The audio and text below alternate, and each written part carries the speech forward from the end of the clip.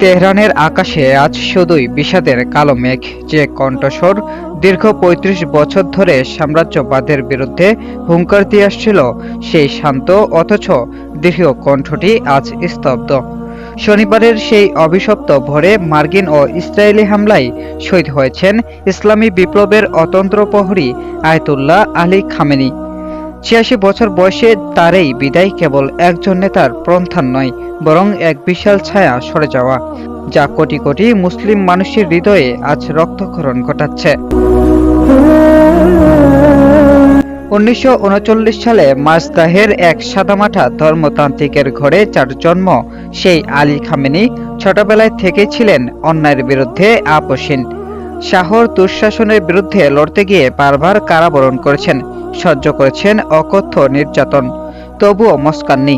তিনি ছিলেন ইমাম খমেনির সবচেয়ে বিশ্বস্ত সেনানী। ১৯৭৯ সালে যখন তিনি সর্বোচ্চ নেতার দায়িত্ব কাঁধে তুলে নেন, তখন ধ্বংসস্তূপ থেকে এক আধুনিক ও শক্তিশালী ইরান গড়ার শপথ নিয়েছিলেন তিনি। পশ্চিমাদের চোখে তিনি হয়তো কঠোর ছিলেন, কিন্তু তার অনুসারীদের কাছে তিনি ছিলেন এক বটবৃক্ষ।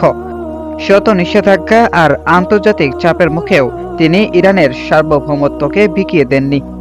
জেনারেল কাসেম সোলেইমানির শাহাদাতের পর তার চোখে দেখা সেই পানি আজও ইরানিদের মনে গেঁথে আছে।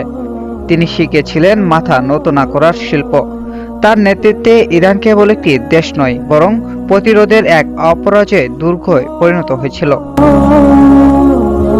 ক্ষমতার শীর্ষে থেকেও তার জীবন ছিল এক দরবেশের মতো সাদাসিধে।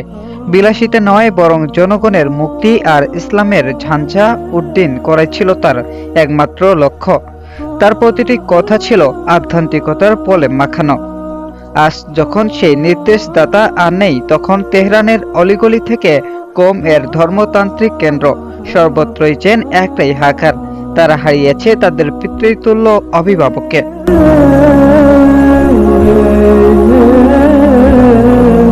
আয়াতুল্লাহ আলী খামেনি আজ শারীরিকভাবে আমাদের মাঝে নেই, কিন্তু রেখে গেছেন এক অপরাজেয় আদর্শ।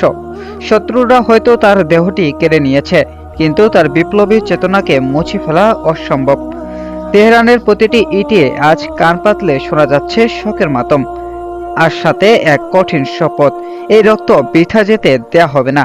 ইতিহাসের পাতায় তিনি চিরকাল অমর হয়ে থাকবেন, শহীদের কণ্ঠস্বর আর এক মহান রেহেবার হিসেবে।